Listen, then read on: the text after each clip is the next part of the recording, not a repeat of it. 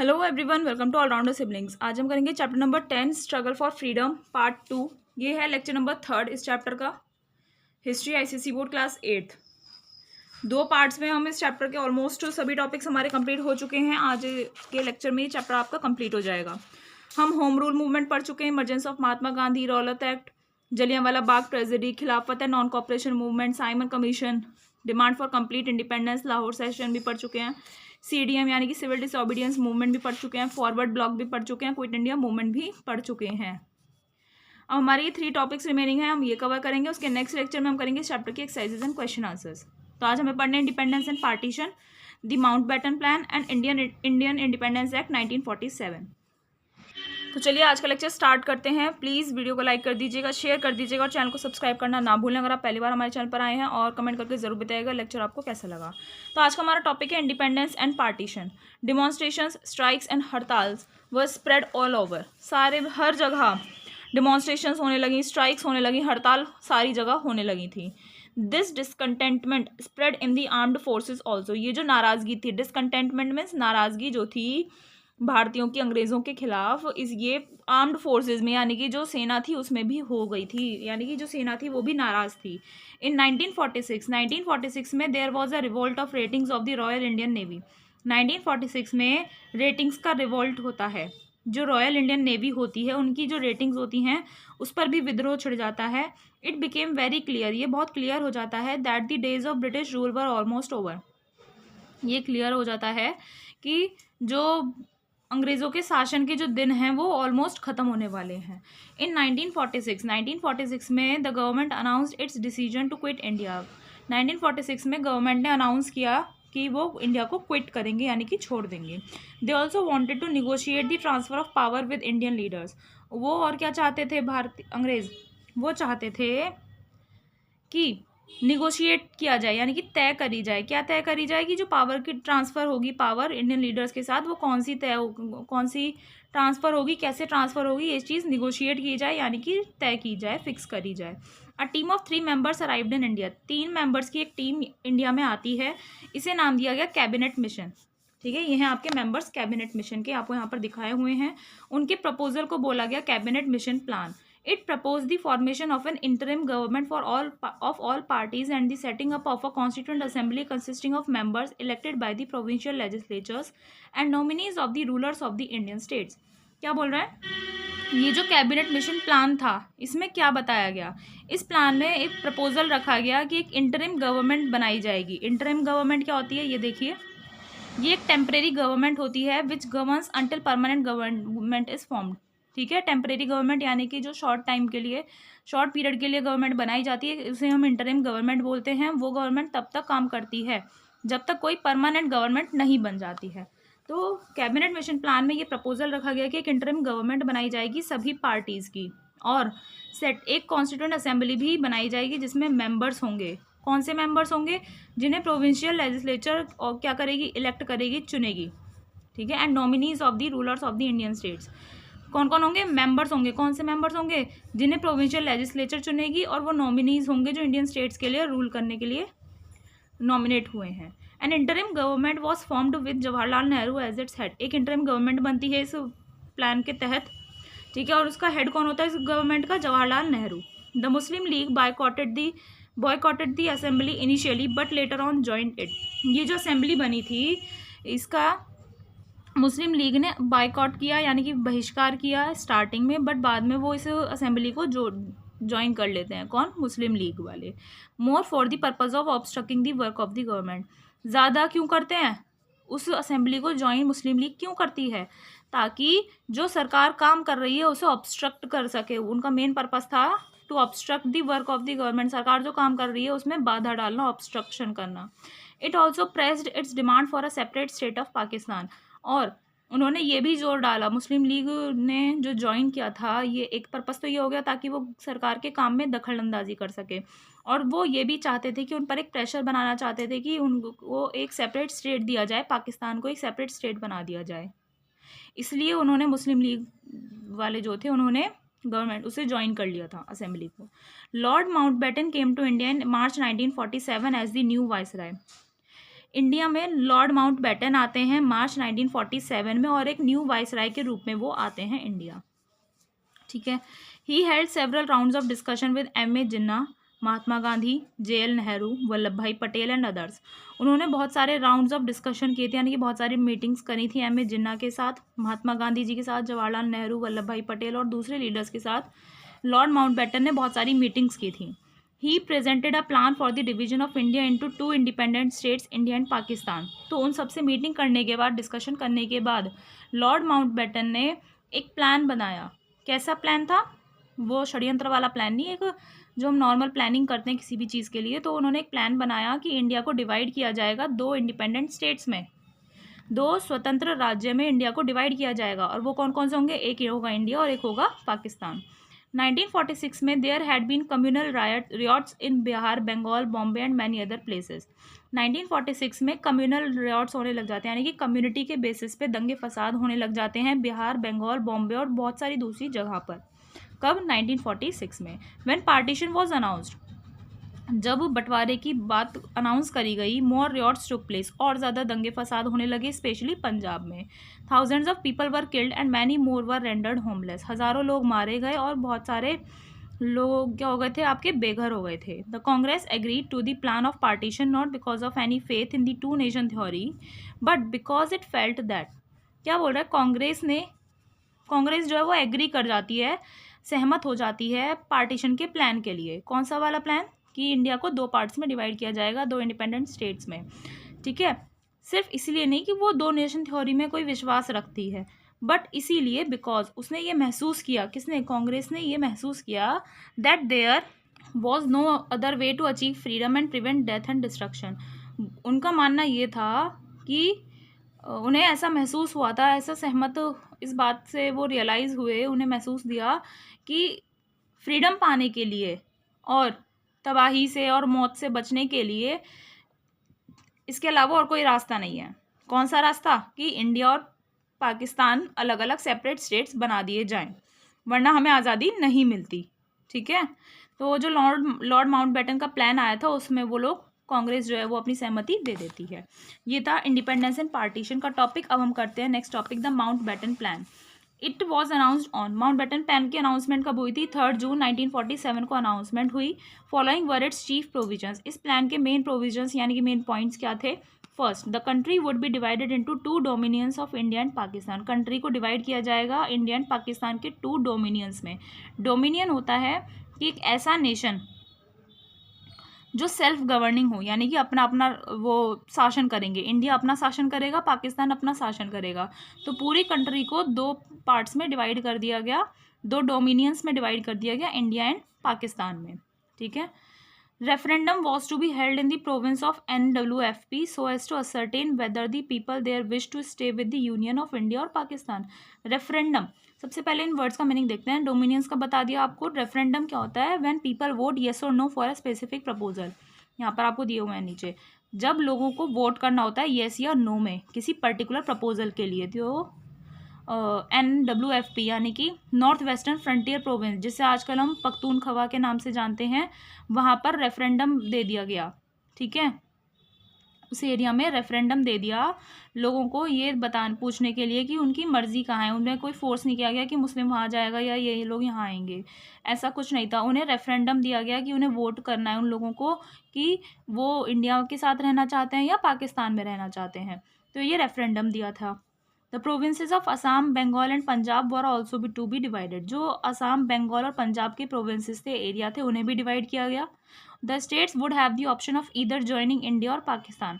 इन states को, असम, बंगाल और पंजाब के स्टेट्स को ऑप्शन दिया गया कि वो इंडिया को ज्वाइन करना चाहते हैं या पाकिस्तान को ज्वाइन करना चाहते हैं। तो ये 4 आपके मेन प्रोविजंस थे माउंटबेटन प्लान के। ठीक है। एक और है, सॉरी, यहाँ पर 5th, the transfer of power was to be formalised on August 15, 1947। ठीक है।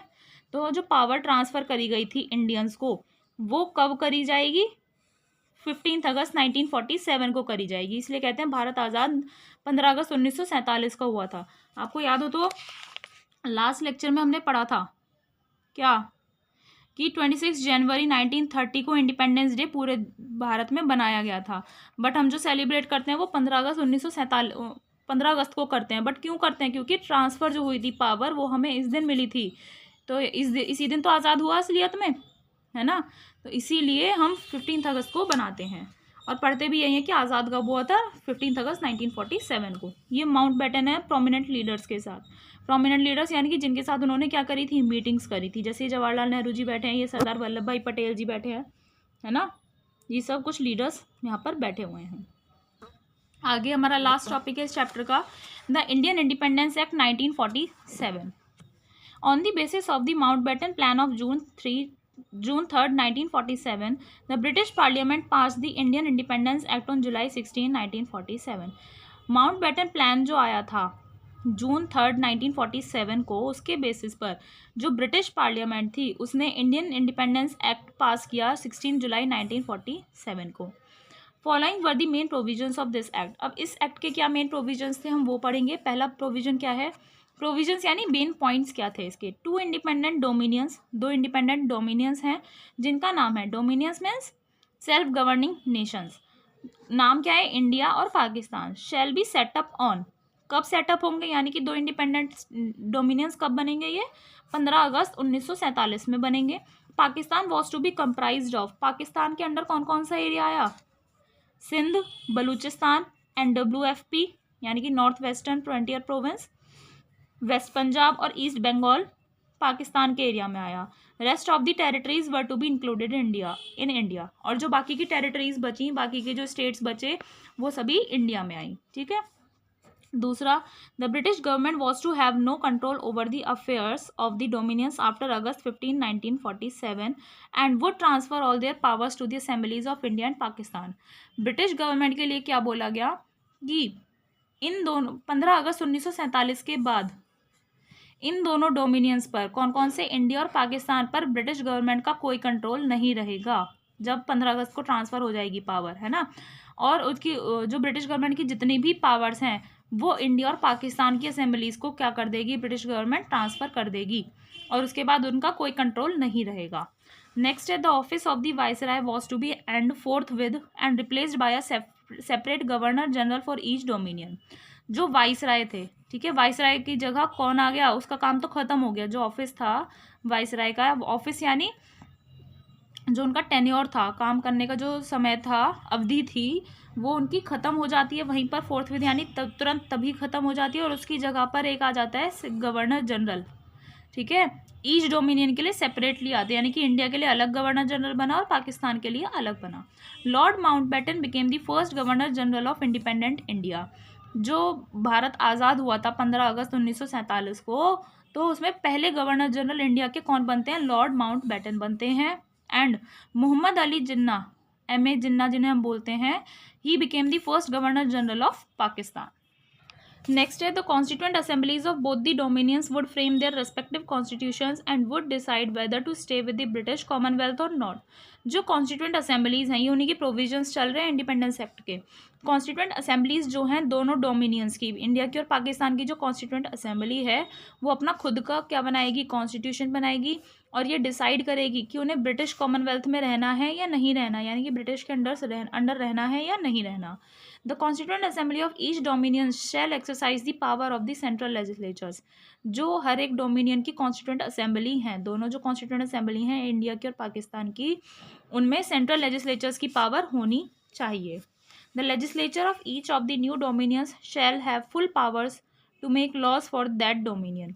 जो लेजिस्लेचर है हर न्यू डोमिनियंस का, उनके पास फुल पावर होनी चाहिए, ठीक है, ताकि वो उस डोमिनियन के लिए, यानी कि इंडिया के लिए या पाकिस्तान के लिए क्या बना सकें, कानून बना सकें। लेजिस्लेचर सिविक्स आई होप आप लोगों ने देखी होगी, नहीं देखी है तो प्लेलिस्ट आज अपडेट कर दूंगी, तो आप लोग देख लीजिएगा। लेजिस्लेचर यानी कि जो लॉज बनाती हैं, तो जो लॉ बनाने वाली जो टीम है हर डोमिनियन की, उनके पास इतनी पावर्स तो होनी चाहिए कि वो लॉज बना सकें अपने अपने डोमिनियंस के लिए।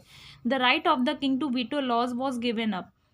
जो राइट था राजा का वीटो लॉज के लिए, वो गिव अप कर दिया गया। This right was given to governor general. राजा से लेकर वो लॉ जो है, वीटो लॉज का जो राइट था वो गवर्नर जनरल को दे दिया गया। नेक्स्ट है, till the new constitution was framed each of the dominions and all provinces were to be govern in accordance with the act of 1935। जब तक न्यू कॉन्स्टिट्यूशन बनता है उनका, दोनों डोमिनियंस का, जब तक नया कॉन्स्टिट्यूशन नहीं बन जाता है तब तक दोनों डोमिनियंस को और उनके अंदर जितने भी प्रोविंसेस हैं, जितना एरिया उनके अंडर आया, वो उन सभी को एक्ट ऑफ 1935 के अकॉर्डिंग ही काम करना था. The states would have the choice to join with either of the dominions or to retain their independence. States को भी चॉइस दी गई कि वो डोमिनियंस के अंडर रहना चाहते हैं या अपनी इंडिपेंडेंस वो इंजॉय करना चाहते हैं. यानी कि जैसे कोई भी स्टेट है, उनसे पूछा गया कि आप इंडिया के अंदर या किसी एक डोमिनियन के अंदर रहना चाहते हो या अपनी इंडिपेंडेंस एरिया अपना अलग बनाना चाहते हो, तो ये भी स्टेट से पूछा गया. नेक्स्ट है the governor general was given the powers to modify or adopt the government of India act 1935 by March 31, 1948. जो गवर्नर जनरल था उसे पावर्स दी गई. क्या पावर्स दी गई? कि गवर्नमेंट ऑफ इंडिया एक्ट 1935 है, उसमें वो मॉडिफिकेशंस भी कर सकता है और उसे अडॉप्ट करा उन्होंने 31 मार्च 1948 को. ठीक है. नेक्स्ट है the office of the secretary of state for India was to be abolished. जो सेक्रेटरी ऑफ स्टेट का ऑफिस था इंडिया के लिए, वो भी अबॉलिश कर दिया गया. क्या? इंडिया के जो सेक्रेटरी ऑफ स्टेट था उसका जो ऑफिस था, जो उसका टेन्योर था, वो भी ख़त्म कर दिया गया. Agreements with the tribes of the NWFP were to be negotiated by the dominion concerned. किसी भी एक डोमिनियन में जो NWFP है, उनमें जो भी ट्राइब्स आती है उनके साथ भी एग्रीमेंट्स निगोशिएट किए गए, यानी कि तय करे गए. कुछ भी एग्रीमेंट्स किसी भी चीज़ से रिलेटेड होंगे वो किए गए. इंडिया गेन्ड, ये तो आपकी प्रोविजंस हो गई. लास्ट का ही थोड़ा सा पैराग्राफ बचता है, ये हम कवर कर लेते हैं. इंडिया गेन्ड इंडिपेंडेंस ऑन 15 अगस्त 1947 को इंडिया को आज़ादी मिली. सेपरेट स्टेट ऑफ पाकिस्तान बना दिया गया, जिसमें पाकिस्तान के अंडर कौन कौन सी आई अभी हमने पढ़ा. West Punjab, east Bengal, Sindh and north west frontier province. Jawaharlal Nehru आज़ाद भारत के पहले प्रधानमंत्री बनते हैं. The constituent assembly began to function as the parliament of independent India. जो कॉन्स्टिट्यूएंट असेंबली थी, इट बिगेन टू फंक्शन, उसने पार्लियामेंट की इंडिपेंडेंट इंडिया की पार्लियामेंट की तरह काम करना शुरू कर दिया. यानी कि जो कॉन्स्टिट्यूएंट असेंबली बनी थी वो ही पार्लियामेंट बन गई थी. अराउंड दिस टाइम, इस टाइम के आसपास, India received a great blow. India को एक बहुत बड़ा शॉक लगता है. ठीक है. Gandhi ji was assassinated on 30 जनवरी 1948. उनकी मृत्यु कर दी जाती है. असैसिनेट करना यानी कि पॉलिटिकल रीजंस के लिए किसी को मार देना. तो गांधी जी की हत्या कर दी जाती है 30 जनवरी 1948 को. People of India were shocked by the great loss. लोग बहुत ज़्यादा शॉक हो जाते हैं, इस बहुत बड़ी क्षति होती है. He was shot dead by a Hindu fanatic Nathuram Godse. तो गांधी जी को कौन मारता है? एक हिंदू फैनेटिक होते हैं. फैनेटिक यानी कि एक ऐसा पर्सन जो बहुत ज़्यादा एक्सट्रीम रिलीजियस व्यूज़ रखता है. तो नाथुराम गॉडसे थे, उन्होंने उन्हें मारा. उनकी डेथ की वजह से Gandhi ji became a martyr to the cause of Hindu Muslim unity. जब उनकी डेथ हो जाती है तो गांधी जी एक शहीद बन जाते हैं, जो किस लिए मरे? हिंदू मुस्लिम की एकता के लिए शहीद हुए. मीनवाइल, उसी time the constituent assembly completed it's task of framing the constitution on 26 नवंबर 1949. उसी दौरान जो कॉन्स्टिट्यूएंट असेंबली थी, उन्होंने जो कॉन्स्टिट्यूशन बनाना था उसका काम कंप्लीट कर लिया था. और कब करा? 26 नवंबर 1949 को काम कंप्लीट हो गया. हाउएवर, ये जो कॉन्स्टिट्यूशन था तुरंत लागू नहीं हुआ था. लागू कब हुआ? एनफोर्स कब हुआ? 26 जनवरी 1950 को लागू होता है. 26 जनवरी 1950 को इंडिया एक सोवरेन डेमोक्रेटिक रिपब्लिक बन जाता है. इस दिन को हम अब रिपब्लिक डे की तरह बनाते हैं हर साल. ठीक है. आई होप आपको ये पूरा चैप्टर अच्छे से समझ में आ गया है. कुछ डाउट है तो आप हमसे कमेंट सेक्शन में पूछ सकते हैं. अब हम इसी लेक्चर में कवर कर लेते हैं चैप्टर की एक्सरसाइजेज एंड क्वेश्चन आंसर्स. तो चलिए शुरू करते हैं. सबसे पहले करने हैं tick the correct options. Who is popularly known as frontier Gandhi. Frontier Gandhi किसे बोलते हैं? चंद्रशेखर आज़ाद को, खान अब्दुल गफ्फार खां, लाला लाजपत राय, सुभाष चंद्र बोस. तो खान अब्दुल गफ्फार खां बोलते हैं. इन्हें हम फ्रंटियर गांधी के रूप में जानते हैं. Which British military officer ordered his troops to fire in Jallianwala Bagh. किस ब्रिटिश मिलिट्री ऑफिसर ने अपने ट्रूप्स को, अपनी सेना की अपनी फोर्स को जलियांवाला बाग में फायर करने के लिए ऑर्डर देता है? A.O. Hume, Lord Curzon, General Dyer, Lord Chelmsford. General Dyer order देता है अपने ट्रूप्स को. From where did Netaji Subhash Chandra Bose proclaim the formation of Azad Hind Fauj. Netaji Subhash Chandra Bose ने कहाँ से घोषणा करी थी कि आज़ाद हिंद फौज की फॉर्मेशन किया जाएगा? Singapore, Japan, Andaman and Nicobar, Kohima. तो सिंगापुर से उन्होंने घोषणा करी थी. In dash the British pass the Rowlatt act. Britishers ने राउलत एक्ट कब पास किया था? 1919, 1990, 1950 और 1947। तो 1919 में अंग्रेज़ों ने राउलत एक्ट पास किया था। राउलत एक्ट में क्या बताया था उन्होंने, ये आपको मुझे कमेंट सेक्शन में बताना है। नेक्स्ट है चूज दी करेक्ट स्टेटमेंट। दिसंबर 1929 में क्या हुआ? पंडित जवाहरलाल नेहरू जो हैं वो आपके इंडियन नेशनल कांग्रेस के प्रेसिडेंट बनते हैं। दिसंबर 1935 में पंडित जवाहरलाल नेहरू जी आपके प्राइम मिनिस्टर बनते हैं इंडियन नेशनल कांग्रेस के। मार्च 1945 में Pandit Nehru was made leader of Indian National Congress, और in January 1943 Pandit Nehru was made minister of Indian National Congress. तो दिसंबर 1929 में पंडित जवाहरलाल नेहरू जी को भारत का जो इंडियन नेशनल कांग्रेस थी उसका प्रेसिडेंट बनाया जाता है। अब हम करते हैं फिल इन द ब्लैंक्स, जिसमें सबसे पहला है all India trade union Congress was founded by dash in dash. जो all India trade union Congress बनी थी उसकी खोज किसने करी और कब करी, आपको ये बताना है। So it was founded by Lala Lajpat Rai ji, Lala Lajpat Rai ji in 1920। ठीक है, 31 अक्टूबर 1920 में उन्होंने खोज करी। The quit India movement took place in the year, quit India movement किस साल हुआ था? 1942 में हुआ। The chairman of the Simon commission was, Simon commission के चेयरमैन कौन थे? सर जॉन साइमन थे। The Congress session of March 1940 was presided over by, जो मार्च 1940 का कांग्रेस सेशन था उसका हेड कौन था? It was Maulana Abul Kalam Azad. ठीक है, अब हम करते हैं इस चैप्टर के मैचिंग्स। फर्स्ट है महात्मा गांधी, सत्याग्रह स्टार्ट किया था उन्होंने। Martial law, Jallianwala Bagh. शौकत अली, खिलाफत मूवमेंट। 1930 सिविल डिसोबीडियंस मूवमेंट शुरू हुआ था। मैचिंग्स के बाद आते हैं आपके ट्रू एंड फॉल्स। द चरखा was a symbol of progress, जो चरखा था गांधी जी का वो सिंबल था एक प्रोग्रेस का, कि उससे प्रोग्रेस होती रहती है। Yes it is true. Chauri Chaura is a place in Madhya Pradesh, Chauri Chaura एक जगह है मध्य प्रदेश में। इट इज फॉल्स, कहाँ पर है? आप लोग मुझे फॉल्स, जितने भी कोई आंसर्स फॉल्स होंगे ना आपको मुझे उसके आंसर्स देने हैं। Rowlatt act was passed in 1923, Rowlatt act 1923 में पास हुआ था। इट इज फॉल्स, इसका तो चलो मैं ही दे देती हूँ, 1919 में पास किया गया था, अभी हमने एमसीक्यूज में देखा। Sir Stafford Cripps was an American officer sent to India, sir Stafford Cripps एक अमेरिकन ऑफिसर थे जिन्हें इंडिया भेजा गया। It is false. Netaji started the quit India movement, Netaji ने स्टार्ट किया था Quit India movement. It is false. अब करते हैं इसके क्वेश्चन आंसर्स। पहला है discuss the main aspects of the non cooperation movement, non cooperation movement जो स्टार्ट हुआ था उसके मेन एस्पेक्ट्स यानी कि मेन पॉइंट्स आपको बताने हैं। The non cooperation movement was named so, इसका नाम मेन नॉन कॉपरेशन मूवमेंट क्यों पड़ा? Because it decided not to cooperate with the government by renunciation of titles, boycott of legislature, resigning from government jobs, lawyers leaving courts, students leaving British schools and colleges, boycott of British goods and many other activities. इसका नाम इसलिए ऐसा पड़ा क्योंकि Indian जो group था उन्होंने decide किया था कि गवर्नमेंट का सहयोग नहीं करना है। ठीक है, नॉन कॉपरेशन मीन्स असहयोग आंदोलन, तो गवर्नमेंट का असहयोग करना है। कैसे?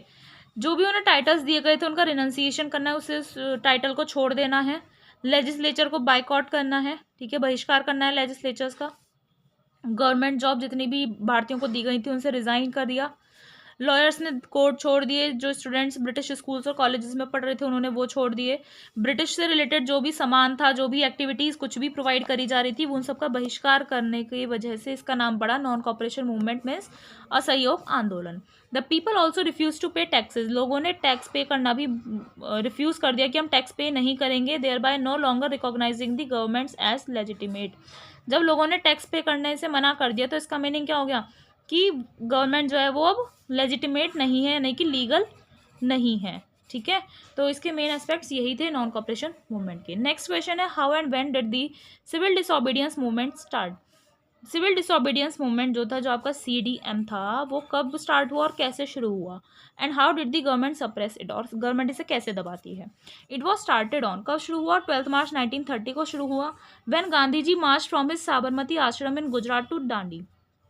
CDM आपका 12 मार्च 1930 को शुरू होता है जब गांधी जी साबरमती आश्रम जो गुजरात में है वहाँ से दांडी की तरफ जाते हैं। ही carried on this March with 78 followers, ठीक है, वो इस मार्च पर कब 78 लोगों के साथ जाते हैं ताकि सॉल्ट लॉ को ब्रेक किया जा सके। Gandhi ji defined the law, Gandhi ji ने इस लॉ को कैसे डिफाइन किया? By picking up a handful of salt formed by evaporation of sea water. उन्होंने कैसे दिखाया इस लॉ को, सॉल्ट लॉ को?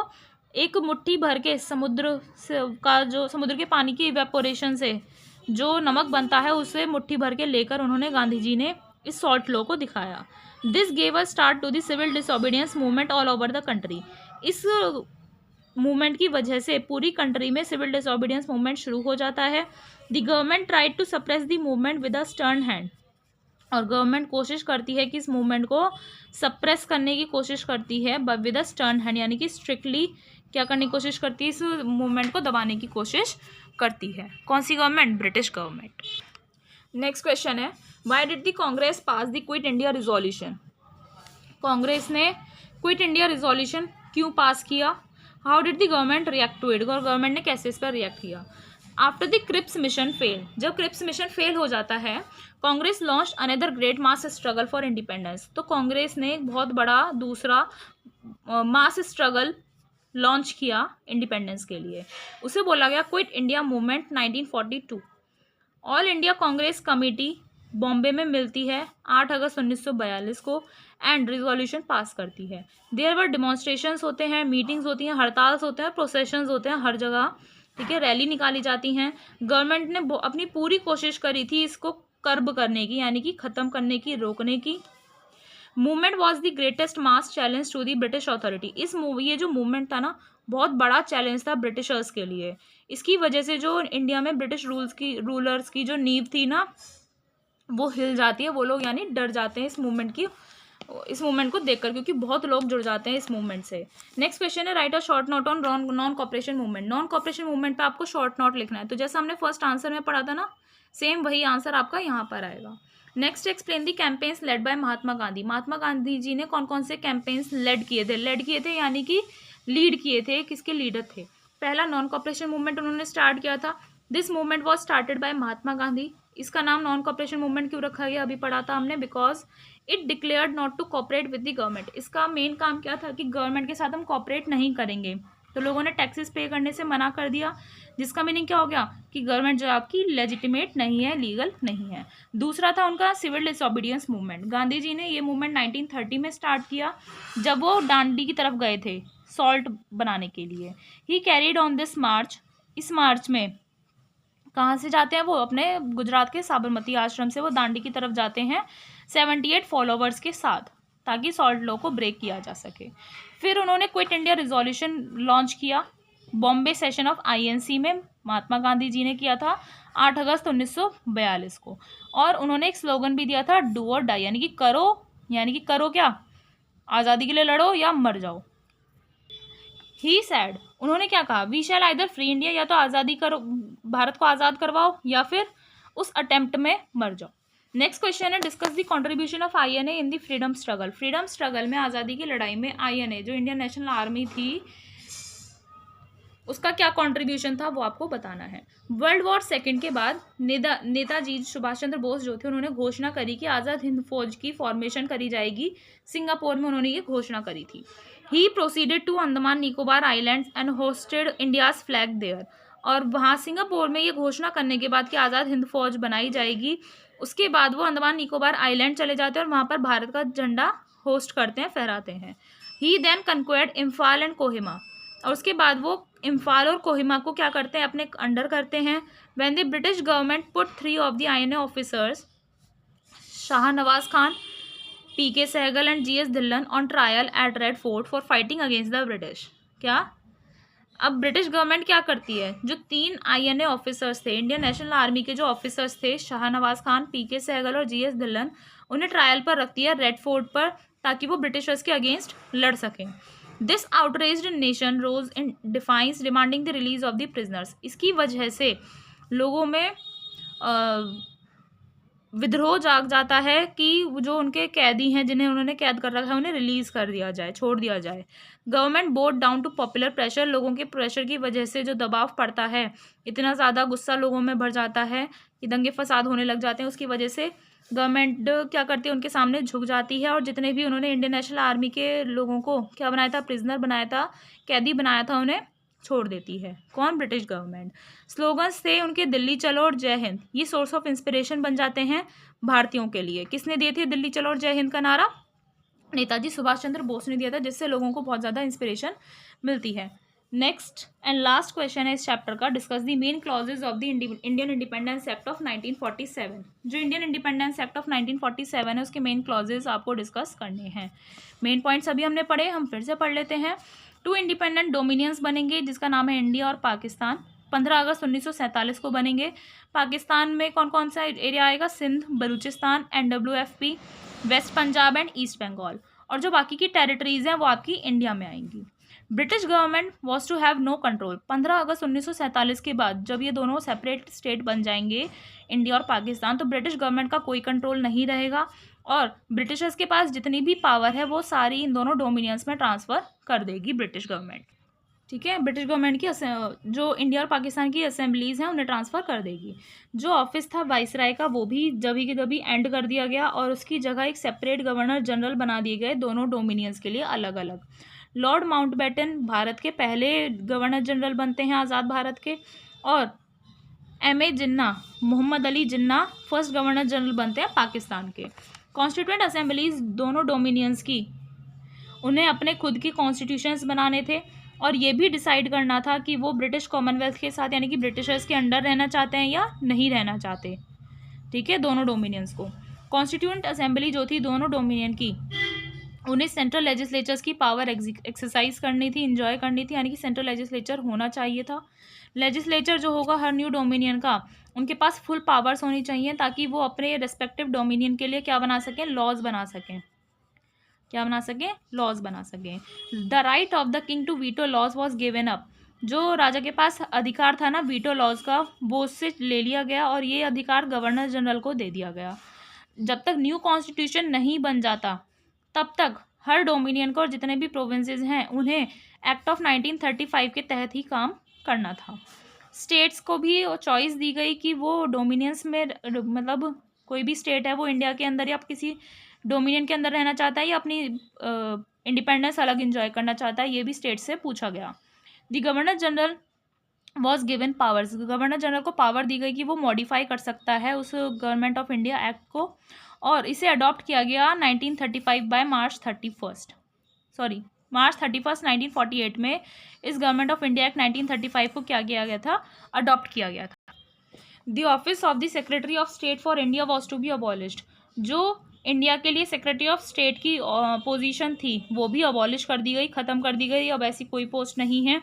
Agreements with the tribes of NWFP में जो भी ट्राइब्स रहती हैं, जो भी जाति रहती हैं, उनके साथ एग्रीमेंट किए गए और उन्हें निगोशिएट किया गया, यानी कि उन एग्रीमेंट्स को तय किया गया उस रेस्पेक्टिव डोमिनियन के साथ। तो आई होप आपको ये पूरा चैप्टर अच्छे से समझ में आ गया है, पूरी हिस्ट्री अच्छे से समझ में आ गई है, सिविक्स भी अच्छे से समझ में आ गई है। कुछ डाउट है तो आप हमसे कमेंट सेक्शन में पूछ सकते हैं। साथ ही टेलीग्राम चैनल ज़रूर ज्वाइन कीजिएगा, वहाँ पर आपको इन क्वेश्चन आंसर्स की PDF हम 1 बाय 1 करके प्रोवाइड कर रहे हैं, और ज़्यादा से ज़्यादा शेयर कीजिए ताकि और बच्चों को भी बेनिफिट्स मिल सकें। अब नेक्स्ट लेक्चर से हम क्लास 8 की फ़िज़िक्स कंटिन्यू करने वाले हैं, तो प्लीज़ ज़्यादा से ज़्यादा शेयर कीजिए। मिलते हैं नेक्स्ट लेक्चर में विद फिज़िक्स। Thank you.